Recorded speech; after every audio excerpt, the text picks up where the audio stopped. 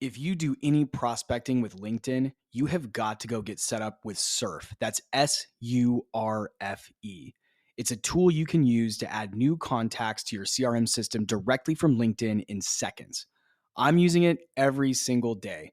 I add contacts, follow my deals, keep track of notes, and it ends up saving me a bunch of time on prospecting and outreach, which means I can spend more time moving my deals along. The data is always 100% accurate since I don't have to copy and paste all the fields over from each and every contact that I want to put in my CRM. Instead, Surf does that all automatically with just one click in about 60 seconds. The team over at Surf has put together a very special offer for fans of sales players.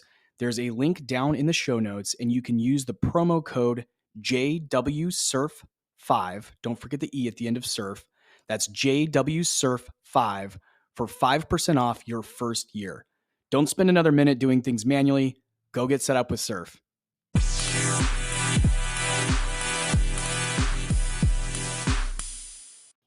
Hello, it's me, Jesse, and I'm welcoming another amazing guest onto the show today. His name is Anthony Natoli, and he's a strategic account executive at Lattice.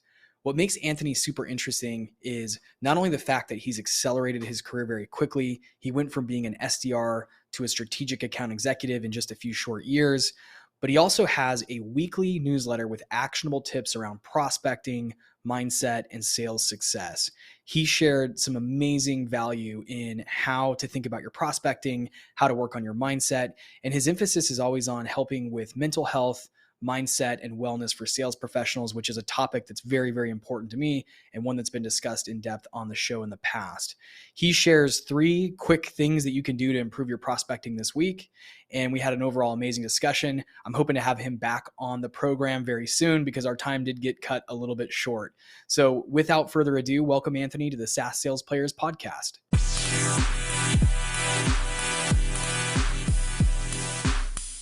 So we're rolling now. Usually I start the episode out with just a little bit of background on who you are. Tell my listeners a little bit about Anthony, your origin story, where you come from, and why the hell you're doing SaaS sales. Yeah, thanks for having me, man. So, sure. Yeah, great to be here. I am originally from New Jersey, went to school in Arizona, which I know you're a Phoenix guy. I went to the U of A. So very familiar with the area. Yeah. Awesome.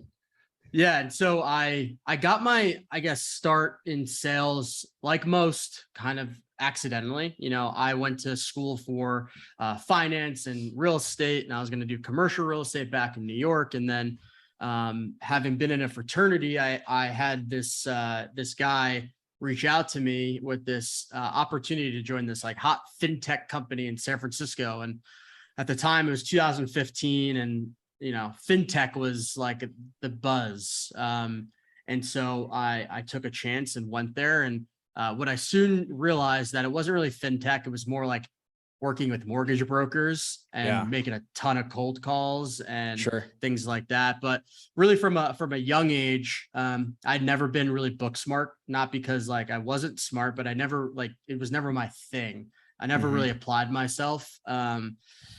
And so my dad always said, you'd be great in sales. He's a former VP of sales, now runs his own company. And while I was never really book smart, I had that street smart, and I like to call it like the figure it out factor. So I took that approach to the mortgage industry, spent 3 years there, built some really thick skin, some sales acumen, some human interaction acumen. Was making tons of calls, sending a bunch of emails.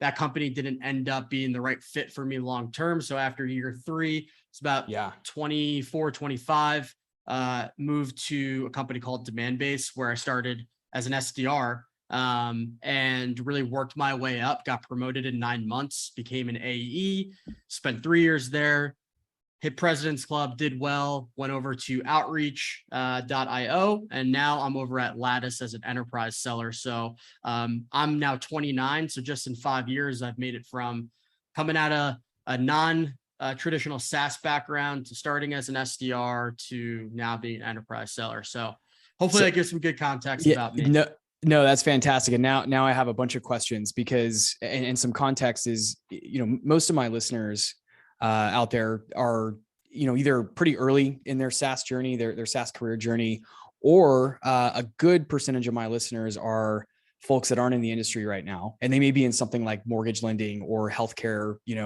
durable medical sales or something like that. Or maybe they're not even doing sales altogether. They're, a nurse or an elementary school teacher or something along those lines. So what I really think would be valuable for my listeners, because I'm seeing here, you went from the lending industry and then suddenly ended up at a company like Demandbase, which is a really well-known SaaS company, spent, several years there. And from your numbers, it sounds like you were pretty successful there. How did you break into tech from, the lending world?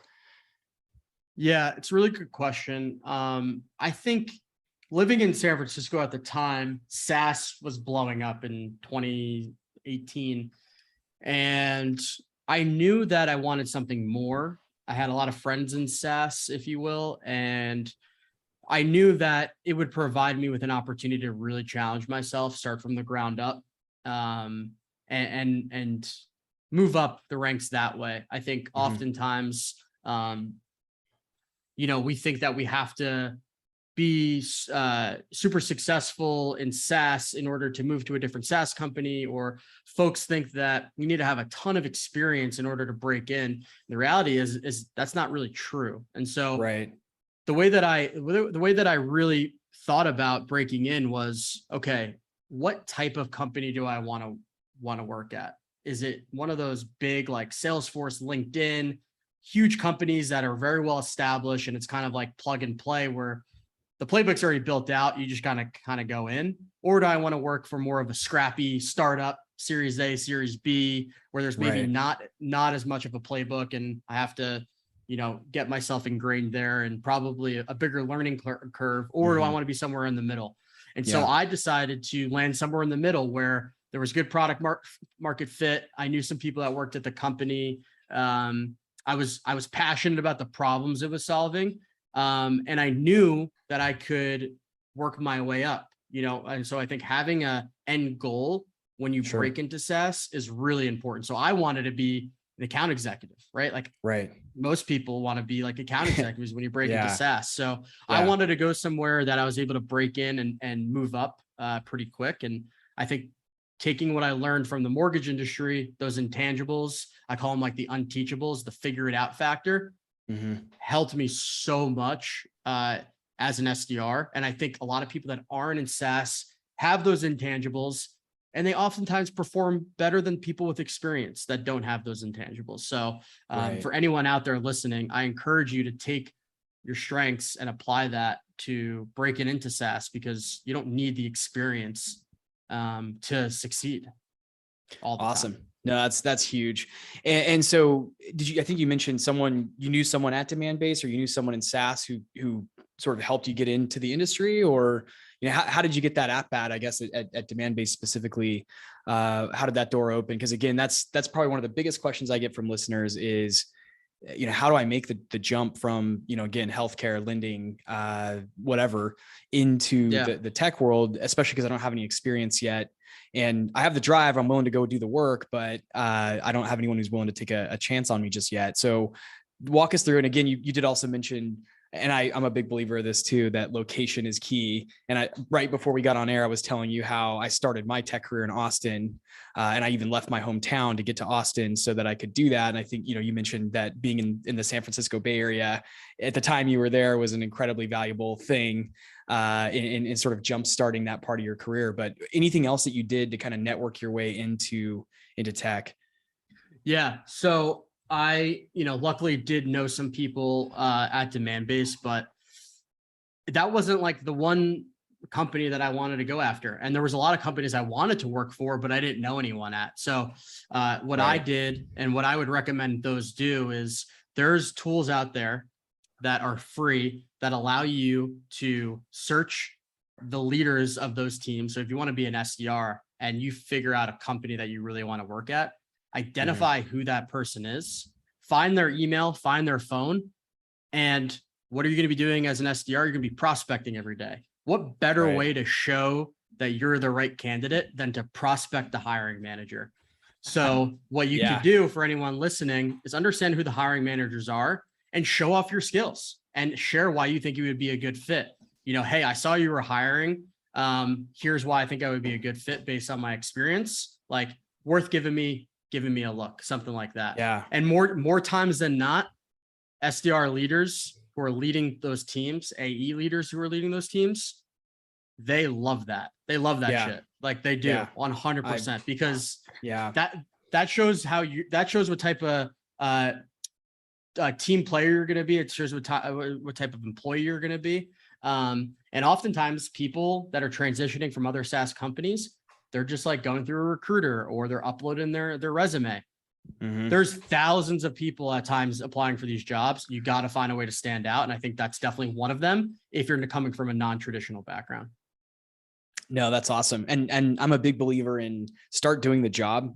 And that applies to people who are in the field already, who, if you're an SDR, start doing the AE job as best as you can. Don't piss anybody off or don't overstep, but there are things you can be doing in every role to prepare you for the next one. And even if you're, a strategic AE, you can be thinking about what your next move is and some of the skill sets you need to build to get to the next level. Right. So I think the same applies for any candidate. You're exactly, I think, dead on with the advice for candidates is go start doing the job. And in your example, doing the job is start reaching out to the hiring managers or the executives or the founders or whoever makes those decisions, and start, personally introducing yourself and doing, essentially the job of an SDR, which is reaching out and building rapport with executives, leaders, decision makers.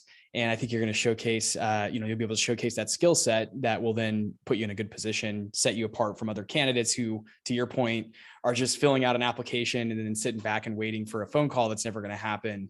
I think that's really, really great advice.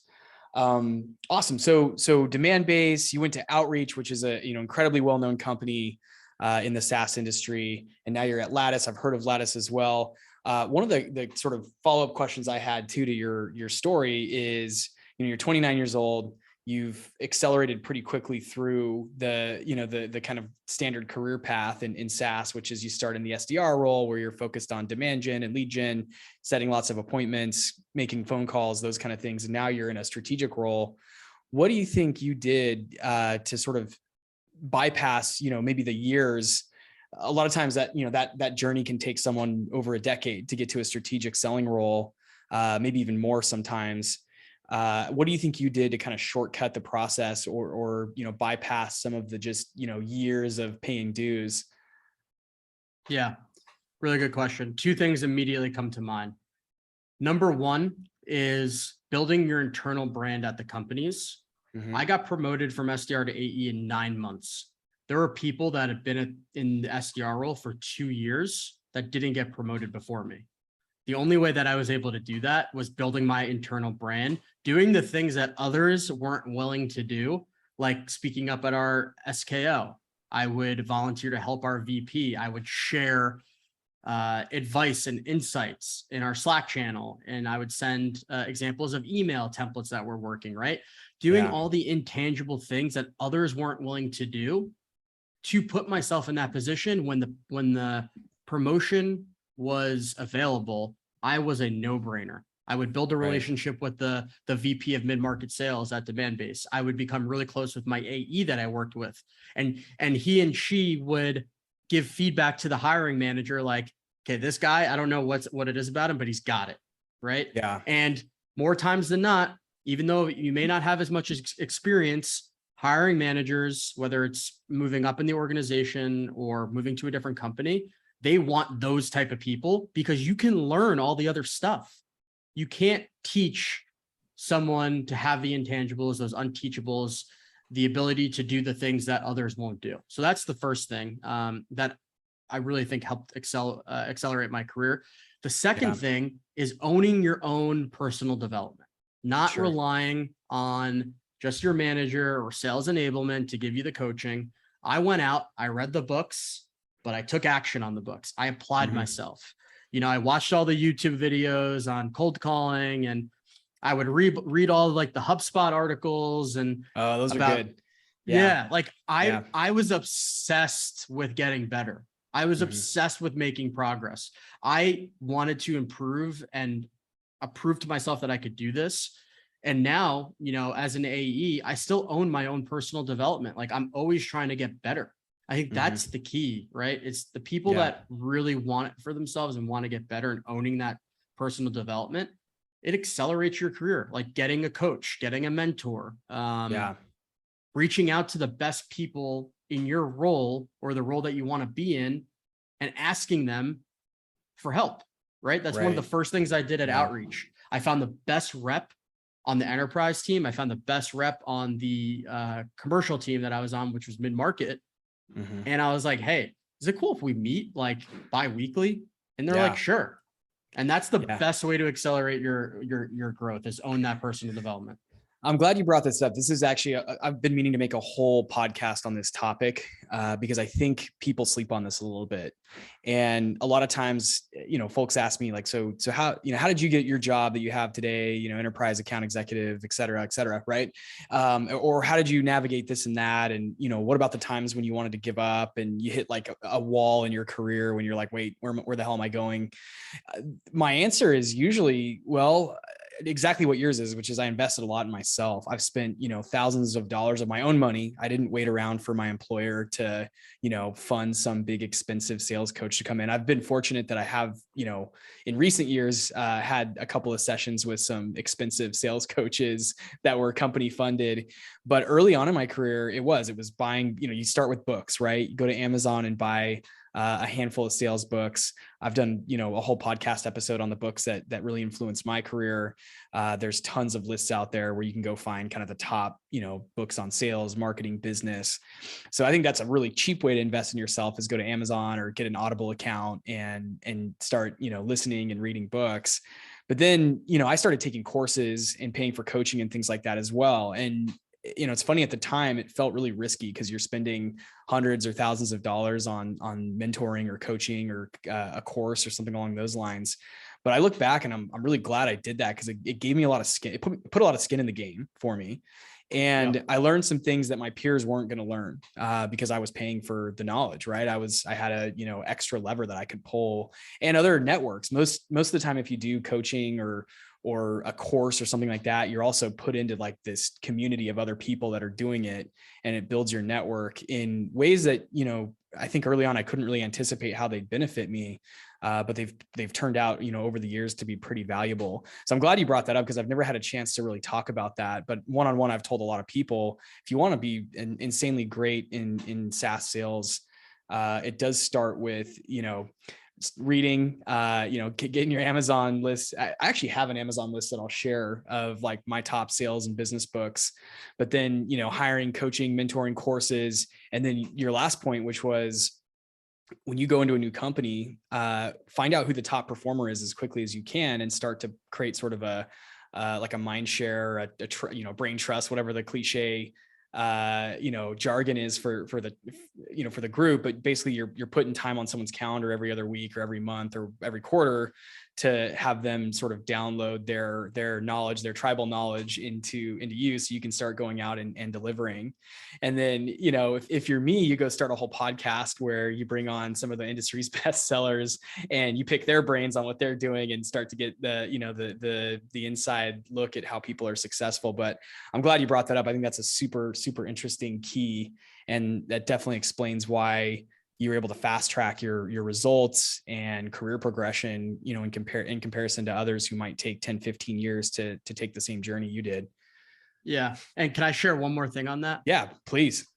Right. I think people will listen to this, some of them, and they'll say, well, I don't have the money to do that, or I don't think I can. And it can seem scary, which I totally get, but realistically, most of us are spending money on dumb shit that we don't need.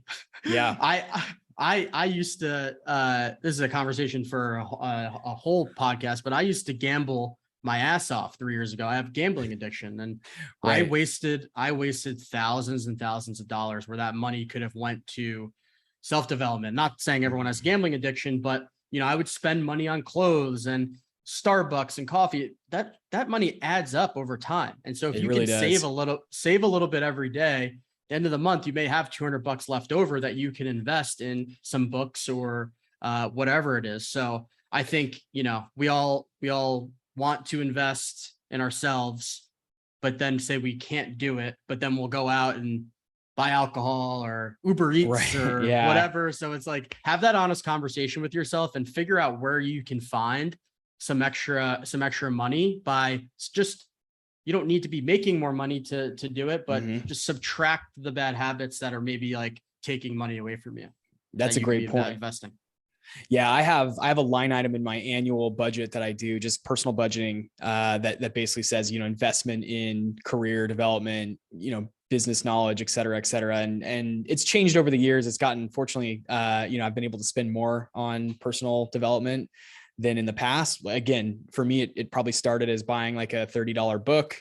And then, that advances into maybe like a couple $100 course and then $1,000 course or mastermind or whatever. And, it's a progression, but I would recommend anyone listening, it's great advice from Anthony here is, set aside some money, that you would normally spend on something that is, not benefiting you personally, whether that's fast food or gambling or alcohol or whatever, and put that towards, your personal development, and you're going to see major results. So that's awesome, man. Yeah, 100%. So on the topic of coaching, I know you do coaching. Tell us a little bit about the work you do on that front. In addition to, I know you're a seller, and that's who we talk to mostly on the show is frontline sellers who are carrying a quota, selling to, either the commercial or enterprise or strategic level accounts. But kind of talk to us about what you're working on now and what your emphasis is in your coaching side of the world. Yeah. Appreciate the question. So as I mentioned, I was an SDR, and I fell in love with this idea of prospecting, right? Top of funnel pipeline gen, because I saw the impact that it had from a very early stage. Both my AEs went to President's Club because of the pipeline I was able to generate them. Did you get to go with them? Did you get to go with them? Or I won Rookie of the Year, but Rookie of the Years didn't get to go to Cabo. Right. That's the unfortunate injustice of the SDR role, is that you might contribute, you contribute in a like very material way to the success of someone who then gets to go and spend a week in Cabo. Yep. Yeah. But so I took that mindset and I said, wow, like if I was setting them the meetings that it took to get them to President's Club, then when I get promoted to AE, I could probably do the same thing, but for me. Right. And so that muscle never went away from the time I got promoted to this very day. I'm not perfect, but I try to find the time to prospect every single day. And that muscle has changed the way that I'm able to show up as a sales professional, right? Like pipeline solves a lot of your problems. Mm-hmm. So with that, started building my brand on LinkedIn around prospecting and tips from the trenches, if you will, around like what's really working from a practitioner that's doing this every single day. And I started getting feedback from people of like, hey, can I get some time on your calendar to go through this? And people sending like email examples. Hey, can you do a little email tear down? Or what do you think of my call script? And I got to a point where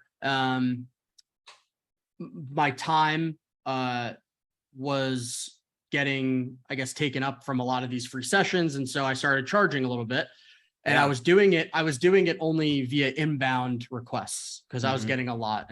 And you talked about like accountability and skin in the game. And so I wanted to charge to see who really cared about their personal development and wanted to really improve. So I did that for a while. Got people some great results and strictly around prospecting, because that's like my skill that I think I could really help people with, that along with like the mental health and mindset piece. Yeah. And then one day my friend said, hey, you should make a post about it and just share that like you've been doing it and you want to open it up a bit. And so I did. And now I work with a very select few SDRs and AEs that are in B2B SaaS that are looking to not go through some like crazy, 12-week course, but really want actionable prospecting tips that they can act on, say, and do the same exact day. So whether that's workshopping together on building out sequences or changing messaging, you'd be surprised, man. Like the folks that I talk to get very little coaching. The emails that I see are terrible. And all we need to do is make a couple different mindset shifts about how you think about outbound and prospecting. and it makes all the difference in the world. So that's been my focus. And it's really fulfilling because you get these messages from people like, hey, I was a fitness trainer and now I'm an SDR and you helped me hit my quota in the first month. It's like, that shit is awesome. So again, lots of questions here. This is great. Talk to us a little bit about the mindset, because it sounds like a big emphasis that you put into it is mindset. What are some learnings that you've seen as far as, especially for someone who's coming in new to the industry, new to the role? How can they start to work on their mindset so that they are successful in, an outbounding prospecting type role? Yeah, man. So great question again. We're in a performance-based role. Sure.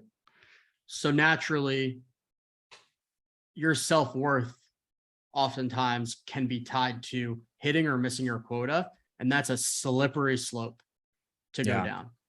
Yeah. So early in my career, and this stemmed from when I was a very young age, I had issues with my own self-worth as a person. And so I latched on to being in sales because if I did well, man, that makes Anthony really great. But there were times when I didn't hit my quota and I felt like shit. Yeah.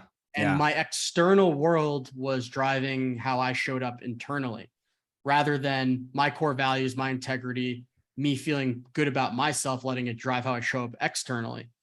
And so I got myself to a point in my career where I was, 6 figures in debt. I was 60 pounds overweight. I was burnt out as hell, all because my self-worth was tied to these external things, one of them being my quota.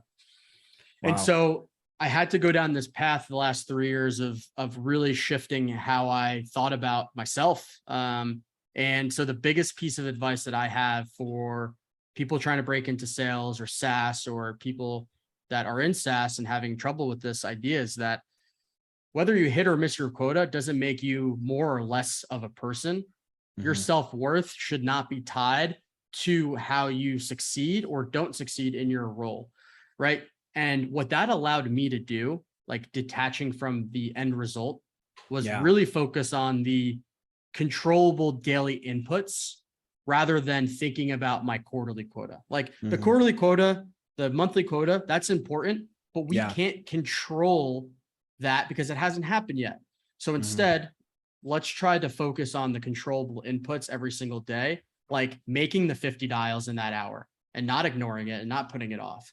Because if you make those 50 dials today and you make them tomorrow and you make them the next day, those days will add up into weeks, they'll lead up to months. And then all of a sudden you've got yourself the meetings booked because you just focused on the controllable inputs.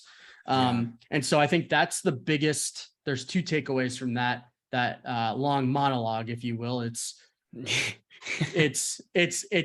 try your best to live a fulfilling and abundant life outside of work so that you're filling your cup, so that on the days that are shitty, you're not feeling shitty as a person, because your self-worth, again, is so much more than just a number. And then the second thing is have the courage and the awareness to focus on the things you can control, and have the courage to let go of the things that you can't. It's scary to let go of like those things in the future that we can't control yet. But once you do that, it's a little bit liberating because you focus on your energy, the limited capacity we have, on the things we can actually can control. Yeah, no, this is great. I love this conversation because I had a similar one with Koniak on the show a couple months back. And I know his coaching is really very much focused on addiction recovery, mental health, mindset. And so it's really cool to hear the similarities in what you're, talking about. And, of course, thanks for sharing. I know it's really personal to share, self-worth type stuff on the air like this, and, addictions or anything like that is always, I think it resonates a lot with the audience, because I think it is a bigger problem than we've given it, credit for in the past, or given it, attention in the past, is this tying your self-worth up to the results that you deliver. And my question for you is, what, when you have someone who maybe comes to you and says, sure, great, I mean, I can write down affirmations, or I can, do meditation or whatever other, steps you recommend for them, but that doesn't keep my manager off my back. I still have this sales manager that is, cracking the whip over my head and asking me to deliver this week or this month or this quarter.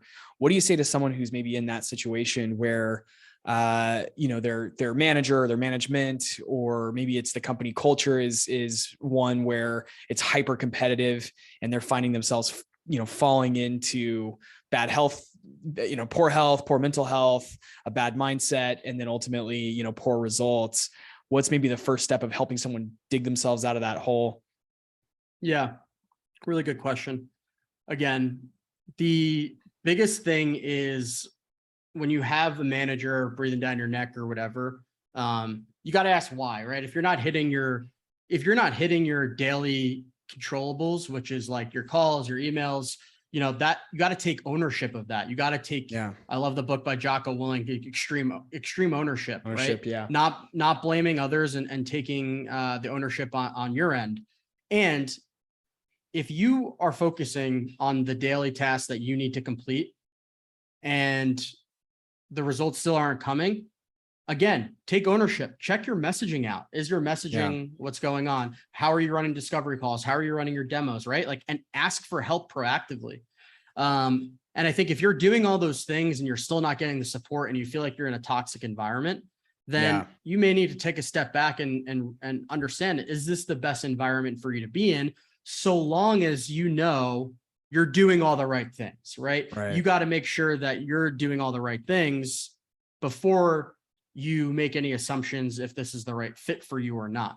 But if after the quarter you've done what you can in your control and there's still a lot of things outside of your control happening, and you've got your manager who's in your one-on-ones only talking about what's important to the business and not important to you as the individual, then that's a bit of a red flag. I think, the relationship with frontline managers, their job is very hard, but their job is also to support you as an individual and understand maybe what's going on. So for any managers listening out there, I encourage the ones that are prioritizing what's important to the individual, continue to do that. But if you're only talking about daily metrics and numbers, like there's more that goes into that than just, executing on those things. There could be other things going on. But again, I think the takeaway is make sure that you're focused on the things you can control and execute on those things properly.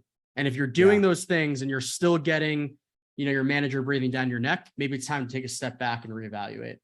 Yeah, no, that's great. Great advice, and advice I wish I would have had earlier on in my career, because I spent way too many years in a bad situation, a bad environment where, again, fortunately I was investing in myself, back to that topic. And I was still very passionate about being successful in the industry. And I knew eventually I would get myself into a position where, I wasn't a good culture. I was, able to be successful and didn't have, people breathing down my neck. And I was also able, to your point earlier, to detach my self-worth from my performance in this business. But I love that we're talking about this. I really think this is such a huge iceberg of a topic where we're only seeing it, only very few people, yourself being included in that, are actually talking about this publicly. And it is a massive problem in the industry. And I've always said on the show too, that I don't want to be guilty of always painting this picture of perfect, awesome SaaS sales career where everything always works out and you come in and you start making multiple six figures and it's a cakewalk to riches and success. Because, what you're sharing is it's really not. You have to do a lot of work on yourself. You've got to invest a lot in yourself. You have to get pretty scrappy. You have to be willing to be rejected a lot. You have to be willing to put yourself in some really high pressure environments in order to sort of rise above that and kind of be,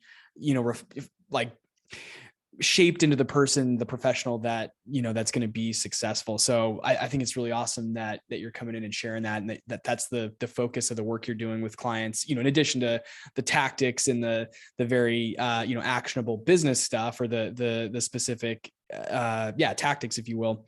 You're also talking about shaping the mindset and, altering the industry in that way. I think that's really cool. Yeah. My mantra is that you can feel fulfilled in life and in your work. They shouldn't be separate. You can feel fulfilled in both, but it starts with prioritizing yourself first. And that directly affects how you show up every day at work. If you're showing up and you're feeling good about yourself, that energy is going to feed to other people. They're going to feel that, people want to work with people that have their best interest in mind. But when you're showing up and you're feeling insecure, or your self-worth is solely predicated on you hitting your number, you're going to naturally have needy, insecure energy, and people don't like to work with people like that. So it's so important, not only for that reason, but for when you shut your laptop every day. Like, so many people are feeling shitty, and that sucks, you know, and it's not talked about enough, and it should be. So we talked about this before we came on the air. We were a little bit cut short today because of a hard stop that I've got coming up here. So we may have to do a part 2 because I'm enjoying this conversation. I think we have a lot more to talk about. So maybe we do a part 2 here next week. So just in closing for this session 1 with Anthony, I wanted to ask one kind of big question, and then I want to also end with, where my listeners can reach out and get connected with you. But the big question is, because your emphasis is on prospecting, outreach, outbounding, what are 3 actions that someone can take today that are going to improve their prospecting capabilities, improve their results right out of the gate? Just 3 things that come to mind, and they don't have to be earth shattering, but I'm just curious, what 3 pieces of advice you'd give someone who maybe feels like they're hitting a wall with their outbounding. And that person might be me, by the way, who's asking the question, because I do kind of feel like that. Go ahead. I love it. Number 1 would be niche down your time blocking. A lot of people preach time blocking, but niche it down. So instead of putting a 2-hour block on your calendar to prospect, chop it up into 30 or an hour blocks of specific tasks. So, from 9 to 9:30, I'm going to sequence 15 new people. From 9:30 to 10:30, I'm making 50 dials. From 10:30 to 10:40, I'm taking a break. And I promise, if you just focus on those time blocks and have the discipline to execute, you're going to feel much better at the end of the day, because you're controlling what you can control. The second thing, solid gold right there. Yep. The second thing is to, when you're prospecting, focus on problems rather than what your product does. So your messaging should be persona specific around problems that relate to their role, that your solution is solved for with other customers. Oftentimes we forget the reason people buy is to solve problems. So what better way to get someone on a meeting to talk about those problems? And when you do that, you get them to validate in their own mind, oh yeah, we do have this problem, or maybe we're using a competitor. That increases response rates. And when we get a response, it may be an objection, but now we can overcome that objection. When someone gets an email or a call and it's seller centric, all about us, our product, our features, the prospect doesn't have the ability to connect the dots of why what you're saying is relevant. So talk about relevant persona-based problems, and you'll have better conversations and you'll increase response rates. Awesome. The third thing is, there's no silver bullet. Yeah. There's no one channel alone that's going to get you to your number. I'm a firm believer that, number 1, your messaging needs to be right, or else all the tools in the world will not help you. Because if you're just pumping out more shitty messaging, then that just creates a really bad experience for your prospects. So get your messaging right, and then use channels in conjunction. I call it the Natoli cannoli special, which is a combination of touches on the first and the third day between email, phone, and LinkedIn. And then you do the same thing on the third day. So you're increasing the volume in a shortened period of time to build the awareness and to point them back to the problem specific email. And so again, the channels work, but when they're used together. Interesting. Yeah. It's the one of my managers used to say, calls, emails, text messages, whatever, LinkedIn emails are part of a complete breakfast. You got to be using them all. I always thought that was really funny. So I have to call out the fact that you came up with we didn't prepare for that. I just threw that question. It was, again, kind of a hairy question of, you pulled 3 things out just on the fly here. And all of them were really good. I was writing them down because, again, asking for a friend, it can get overwhelming to continue doing outreach, especially, if you're 10 years into your career. it's hard to keep up with the trends in prospecting and outreach. And so it's really cool to hear this advice. Actually, I'm going to start doing the niche blocking right away. Awesome, man. So how can my listeners, we're definitely going to have to do a second session and we'll get that scheduled. How can my listeners get in touch with you right away? Yeah, best place to go is my newsletter. So it's my first and last name .me. So AnthonyNatoli.me. Okay. I send out one newsletter a week. It's under 4 minutes. And what it is, it's one high quality, actionable prospecting tip that you can say, do, act on the same day. And that's it. That is awesome. I love that idea, and keeping it simple, eliminating a lot of the noise and clutter that comes with signing up for a newsletter. It's just the one quick tip. I will post the link in the show notes for the newsletter. And Anthony, man, thank you so much for coming on, sharing some wisdom with us. Super valuable stuff, and can't wait for our next conversation. Same, man. Thanks for having me on.